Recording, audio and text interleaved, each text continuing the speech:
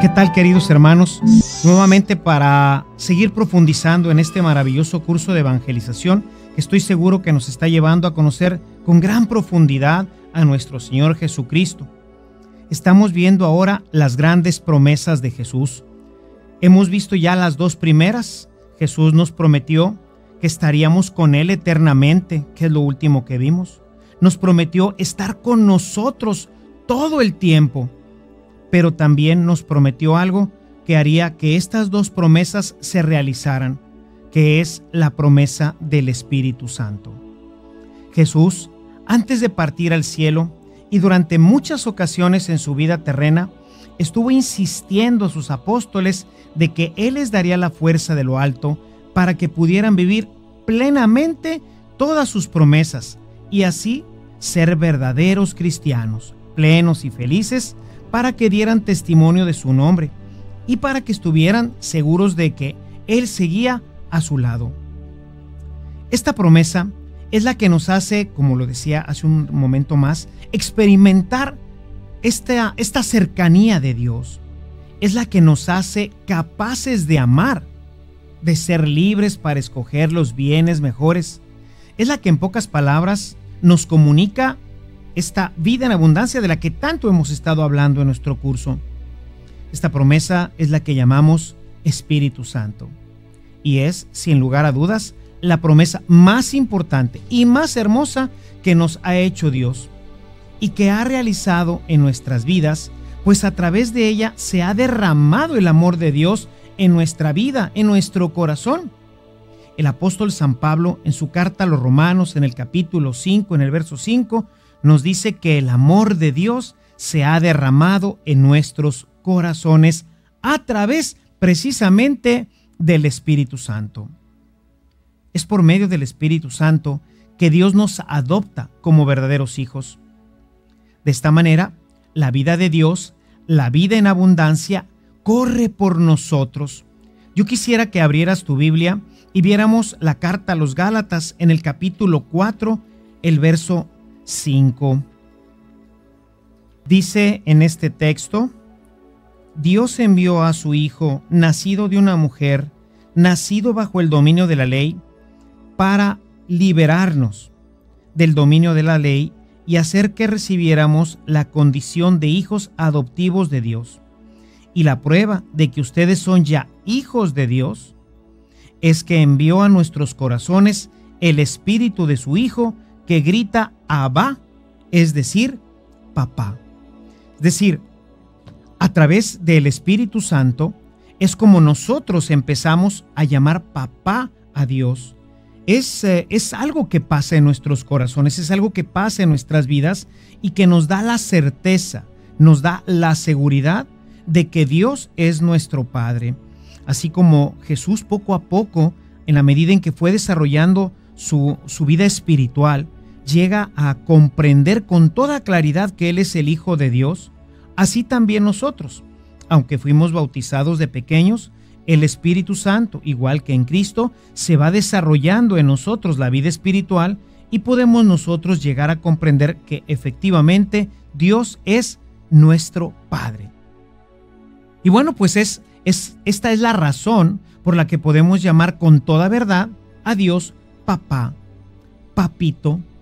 En el capítulo 8, en el verso 15 de la carta a los Romanos, vemos también esta misma referencia. Podemos llegar a amarlo como Él nos ama, ya que el Espíritu Santo es el amor de Dios. Si pudiéramos definir de alguna manera lo que es el Espíritu Santo, pues es precisamente el amor de Dios. Es el amor entre el Padre y el Hijo, que se comunican de una forma tan perfecta, tan plena, que en un misterio que no alcanzamos a entender, es una persona el amor de Dios, que es el Espíritu Santo. En otras palabras, nos permite conocerlo a profundidad y saber cuánto nos ama, para luego poderlo amar con la misma intensidad. Quisiera que abrieras tu Biblia nuevamente en la carta a los Efesios. Si te fijas en el capítulo 3, desde el versículo 14, dice San Pablo: Por eso doblo mis rodillas ante el Padre, de quien procede toda familia en los cielos y en la tierra, para que conforme a la riqueza de su gloria, los robustezca con la fuerza de su espíritu, de modo que crezcan interiormente, que Cristo habite por la fe en sus corazones, que vivan arraigados y fundamentados en el amor. Así podrán comprender junto con todos los creyentes cuál es la anchura, la longitud, la altura y la profundidad del amor de Cristo, un amor que supera todo conocimiento. De esta manera, Dios los desbordará en su plenitud. Si se fijan, podemos ver cómo el Espíritu Santo realiza en nosotros esta obra a través de la cual nosotros podemos conocer que verdaderamente Dios me ama, de que soy alguien importante para Él. Finalmente, viene en nuestra ayuda. O sea, como ven, el Espíritu Santo tiene una multiplicidad de funciones dentro de nosotros. Otra de las que hoy quisiera mencionar, porque obviamente hablar del Espíritu Santo pues es hablar de Dios y sería pues imposible que en una sesión pudiéramos hablar de Él, ni siquiera en 2 ni en 3. Quizás todo el curso que venimos viendo pues sería todavía insuficiente para poderlo ver. Sin embargo, solamente voy tocando algunos de los elementos más importantes de su acción en nosotros. Una de ellas es que nos ayuda en los momentos de dificultad. Quisiera que viéramos ahora en nuestras Biblias el capítulo 12 del Evangelio de Lucas. Vamos a Lucas 12:12. Dice en el texto referido: el Espíritu Santo les enseñará en este mismo momento lo que deben de decir. Y si leemos todo el contexto en el que está escrita, veremos que está hablando de la persecución, está hablando de que nos lleven a las sinagogas, de que nos critiquen, de que nos enjuicien, cosa que si bien hoy no sucede como sucedía en los primeros siglos, al menos en nuestros países generalmente, pues sí ocurre en otros países todavía. Pero hoy en día nos vemos atacados por los compañeros de escuela, los compañeros de trabajo, vecinos, a veces hasta por nuestros propios familiares, y a veces pues no sabemos cómo responder, qué decir. Nos sentimos incapaces ante ciertas preguntas y ante ciertas posturas. Sin embargo, siempre el Espíritu Santo viene en nuestro auxilio, viene para ayudarnos, para que el testimonio que estamos dando pueda verse refrendado con nuestras palabras y con nuestro testimonio. Es una de las grandes acciones que realiza el Espíritu Santo. Gracias a ella, los que hoy conocemos como los mártires, es decir, los testigos que llegaron hasta la sangre, hasta dar su vida por Jesús, se vieron sostenidos e impulsados por esta fuerza que Dios ha puesto en nuestros corazones, que es el Espíritu Santo. Vemos cómo entonces tenemos ante los ataques y ante cualquier situación que ocurre en nuestra vida, vamos a tener siempre quien nos proteja. También lo podemos leer en el Evangelio de San Marcos. Si lo leemos en otro evangelio, por ejemplo en el de Marcos, en el capítulo 13, en el versículo 11, nos dice: cuando los lleven ante los tribunales, no se preocupen de lo que van a decir. Digan lo que Dios les sugiera en aquel momento, pues no serán ustedes los que hablen, sino el Espíritu Santo. O sea, el Espíritu Santo verdaderamente viene en nuestro auxilio. Todos los evangelistas dan testimonio de esto mismo. Quiero que lo veamos también en uno de los últimos evangelios, que es el Evangelio de San Juan, en el capítulo 14, verso 26. Estamos en el contexto de la última cena y dice Jesús: les he dicho todo esto mientras estoy con ustedes, pero el Consolador, el Espíritu Santo, a quien el Padre enviará en mi nombre, hará que recuerden lo que yo les he enseñado y les explicará todo. Es decir, la presencia de Dios en nuestras vidas a través del Espíritu realiza esta defensa, esta sabiduría, esta elocuencia, esta capacidad de hablar en el nombre de Dios. ¿Por qué? Porque es Dios mismo el que está hablando a través de nosotros. Sin la presencia viva y operante del Espíritu Santo en nosotros, no hay vida cristiana posible. Podríamos incluso decir que la novedad del Nuevo Testamento es el Espíritu Santo. Por lo tanto, si no tenemos al Espíritu Santo, no hay felicidad, no hay paz, no hay esperanza, no hay amor, no hay gozo, no hay nada. Todo sin el Espíritu Santo es realmente completa esterilidad. Es la gran promesa de Cristo, es lo que nos hace ser realmente cristianos. Si no tenemos al Espíritu en nosotros, hermanos, la verdad, no podemos ni siquiera decir que seamos cristianos. El bautismo nos comunica este Espíritu Santo. Esta promesa se hace realidad en cada uno cuando nosotros recibimos de parte de la iglesia el agua bautismal. La primera comunidad es testigo de todo esto. Vamos a verlo. Quiero que abras ahora tu Biblia en el libro de los Hechos de los Apóstoles, en el capítulo 2, dice el apóstol: a este Jesús Dios lo resucitó, y de ello somos testigos todos nosotros. El poder de Dios lo ha exaltado, y él, habiendo recibido del Padre el Espíritu Santo prometido, lo ha derramado, como ahora lo están viendo y oyendo. O sea, vemos aquí cómo el Espíritu Santo se ha derramado en la gente a través del bautismo y nos va comunicando esta sabiduría. Estamos oyendo aquí hablar a Pedro, que ha recibido ya este bautismo en Pentecostés y ahora tiene la fuerza, la vitalidad. Él no se arredra ahora, sino que está firme en su fe. Ha sido confirmado por el Espíritu como un testigo del Señor.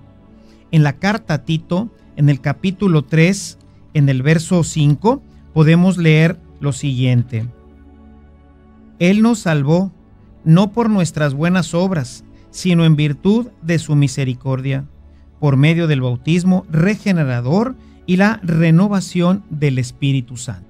Entonces es a través del Espíritu, a través del bautismo, como recibimos este Espíritu Santo que nos renueva, que nos regenera, que nos hace nuevas personas. Es realmente una transformación interna que recibe el alma a través de la presencia del Espíritu Santo. Hermanos, si esta es una realidad de nosotros, si Jesús por medio del bautismo haya cumplido su promesa, entonces ¿qué pasa? ¿Qué pasa con la generalidad de los bautizados? ¿Por qué no vivimos como verdaderos cristianos? ¿Por qué no experimentan todos los beneficios de ser hijos de Dios y de haber recibido la vida en abundancia? ¿Por qué no dan testimonio de esta vida divina en ellos?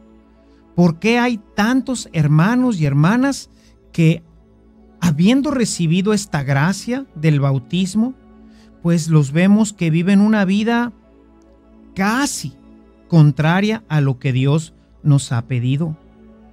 Los vemos decir malas palabras, los vemos tener miedo en el momento de defender la fe, los vemos contar chistes groseros, a veces hasta obscenos, los vemos salir de lugares inconvenientes. No vemos en ellos esta presencia real de Dios en sus corazones. ¿Qué pasa en nosotros? ¿Qué pasa en el corazón del hombre? Para poder entender mejor esto, quiero ponerles un ejemplo que espero que nos pueda ayudar. Lo más seguro es que la mayoría de ustedes hayan hecho, ¿verdad? Creo que todos lo hemos hecho, yo mismo lo llegué a hacer, este experimento que hacíamos en la primaria de poner un pequeño algodoncito húmedo y en él poníamos una semillita de frijol o de naranja. Y entonces íbamos viendo cómo crecía y cómo se desarrollaba esta plantita. Veíamos cómo se le salían las raícitas, ¿verdad? El embrión, la pequeña semillita se convertía en el embrión y empezaba a echar raíces hacia la humedad y empezaba poco a poco a salir pues lo que después sería la plantita. Pues bien, si nosotros tuvimos esta experiencia y si la conocemos, habremos notado que por más agua que le sigamos poniendo al algodón, la planta llega hasta un tamañito, ¿verdad?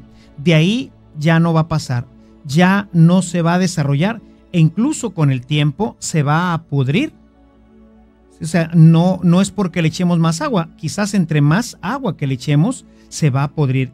Llega y crece, pues lo veíamos, lo poníamos en un frasquito, recordarán ustedes en la primaria, ponemos el algodoncito, nuestra semillita y empezaba a crecer y normalmente la plantita apenas alcanza a salir de la boca del recipiente de cristal en donde generalmente se hace.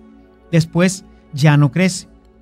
Esto es debido a que la planta va teniendo más requerimientos de nutrientes, por lo que va a ser necesario que la trasplantemos ya a una maceta. Si queremos que el frijolito llegue a ser una planta de frijol, el maicito o la plantita de la naranja, va a ser necesario que lo quitemos del vaso con el algodoncito y el agua y lo pasemos a la tierra, de donde va a poder absorber completamente todos los demás nutrientes, minerales, etcétera, que necesita para desarrollarse. Con el tiempo, veremos también que solo llegará a un tamaño y no progresará más, ya que es muy poca la tierra. Si la ponemos en una macetita, o sea, los nutrientes de la macetita pues se van agotando. Las raíces, por más que buscan, no alcanzan a nutrir completamente a la planta. Y entonces, para que llegue a crecer, para que se desarrolle, vamos a necesitar trasplantarla a la tierra, o sea, ya ponerla donde puede crecer y desarrollarse plenamente, sobre todo pues los arbolitos de naranja o algún cítrico que hayamos con el cual hayamos hecho este experimento. Allí en la tierra va a ir hundiendo sus raíces en busca de alimento, de todo lo que requiere y así poco a poco alcanzará su máximo desarrollo. Bueno, pues esto es lo que pasa también en la vida espiritual. Ya cuando pusimos el arbolito o la plantita, ahora pues necesitamos que el agricultor pues le eche todos los días agua, que lo revise, que no se llene de plagas, abonarlo, regarlo, apartar todo lo que pueda dañarlo, para que no solo crezca y se desarrolle plenamente, sino para que dé flor y finalmente fruto. Porque si no, el arbolito pues se nos seca, o no llega a crecer, o no llega a dar flores, y obviamente si no da flores pues no va a dar fruto. Este es el ejemplo claro de lo que pasa en realidad en nuestra vida espiritual con el Espíritu Santo en nosotros.